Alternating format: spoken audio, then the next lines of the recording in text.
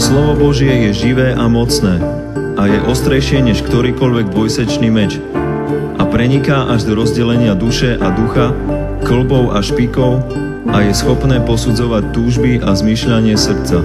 Lebo slovo Božie je živé a mocné a je ostrejšie než ktorýkoľvek dvojsečný meč a preniká až do rozdelenia duše a ducha, kĺbov a špikov a je schopné posudzovať túžby a zmýšľanie srdca.